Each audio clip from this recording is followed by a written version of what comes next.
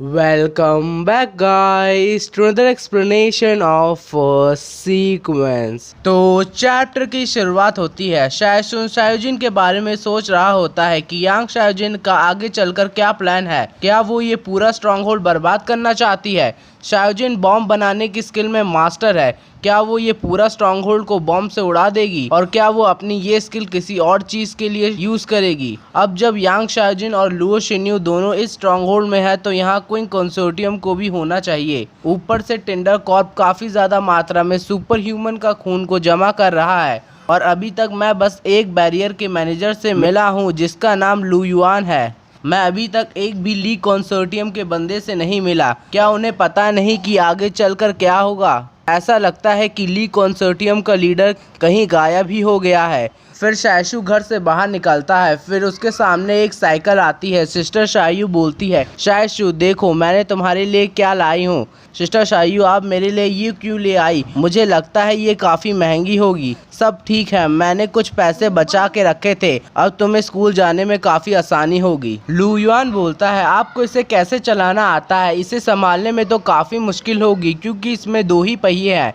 किसे पता है इसे चलाते कैसे हैं। हमें दिखाया जाता है सभी लोग मना कर देते हैं। ये देखकर शायशु सोचता है मुझे इसे यांग शायोजिन से पूछना होगा इसे कैसे चलाते हैं। फिर सुबह हो चुकी होती है और सीन शिफ्ट होता है स्कूल की तरफ। सभी बच्चे एक दूसरे से बात कर रहे होते हैं। जैसे ही शायशु क्लास के अंदर आता है सभी लोग उसे घूरने लगते हैं। ये देखकर शायशु सोचता है क्या ये लोग मुझे से कुछ छुपा रहे हैं। ठीक है, तुम लोग मुझसे नफरत करते होगे क्योंकि मैं एक रिफ्यूजी हूँ। मुझे कोई फर्क नहीं पड़ता कि तुम मेरे बारे में क्या सोचते हो। मैं इस स्कूल में पढ़ने के लिए आया हूँ, ना कि दूसरे बच्चों के सामने अच्छा बनने के लिए। और अपनी सीट में बैठते हुए सोचता है अगर मेरे पास टाइम होगा तो मैं उसे पढ़ने में लगा दूंगा। वैसे भी मुझे साइंस में फिजिक्स बिल्कुल समझ नहीं आती, शायद से मुझे जियोग्राफी समझ आए। शायशु जियोग्राफी की बुक खोलता है और हैरान होता है क्या इस जियोग्राफी की बुक में कुछ गड़बड़ है। इसमें बस स्ट्रॉन्गहोल्ड के आसपास के एरिया के बारे में जानकारी है और इसमें थोड़ी सी जानकारी इकोनॉमी के बारे में है। ऐसा लगता है ली कंसोर्टियम अपने स्ट्रॉन्गहोल्ड के बारे में क्विंग कंसोर्टियम को कोई इन्फॉर्मेशन नहीं देती। बाकी के कंसोर्टियम भी यही करते होंगे। तभी शायशु को एक मिशन मिलता है अपने क्लासमेट की मदद करने का। फिर वो अपने बाजू देखता है, एक लड़की कांप रही होती है। शायशु उससे पूछता है क्या तुम्हारे पेट में दर्द हो रहा है, क्या तुम्हें डायरिया हो गया है और तुम टॉयलेट पेपर लाना भूल गई हो। चिंता मत करो, मेरे से ले लो। वो लड़की कहती है मुझे डायरिया नहीं है। ओ अच्छा, तो क्या है, क्या तुम बीमार हो। अगर ऐसा है तो मैं तुम्हें हॉस्पिटल ले जाता हूँ। तुम चुप रहो, तुम इस बीमारी को ठीक नहीं कर सकते। शायशु सोचता है मैं ठीक नहीं कर सकता, क्या ये इतना सीरियस है। वो लड़की सोचती है क्या मैं काफ़ी रूड हो रही हूँ।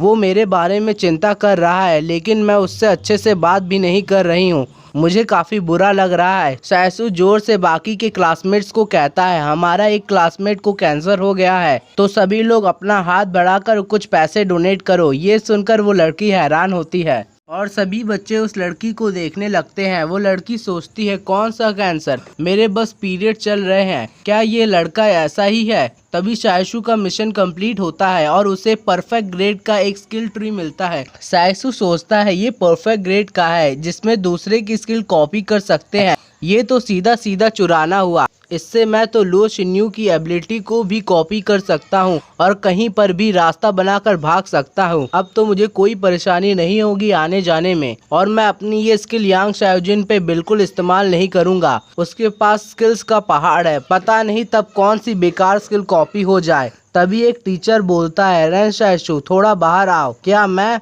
हाँ तुम। फिर शायशु भी टीचर के पीछे पीछे जाने लगता है। टीचर शायशु को मीटिंग रूम में लाता है और बोलता है ये तुम्हारे क्लास के बच्चों के पेरेंट्स हैं। ये सुनकर शायशु हैरान होता है। ऐसा है कि ये लोग कह रहे हैं कि तुम अपने साथ कोई बीमारी लाए होगे तो सभी पेरेंट्स चाहते हैं कि तुम दूसरे स्कूल में ट्रांसफर हो जाओ। क्या मैं दूसरे स्कूल में ट्रांसफर हो जाऊं?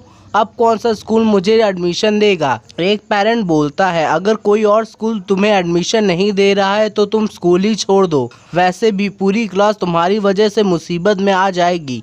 शायशु उस पेरेंट की बात सुनकर कहता है और अगर मुझे स्कूल नहीं छोड़ना होगा तो। एक पेरेंट कहता है ऐसा है तो चलो कोर्ट में मिलते हैं, मैं तुम पे केस करूंगी, पब्लिक सेफ्टी को तुमसे खतरा है इसलिए।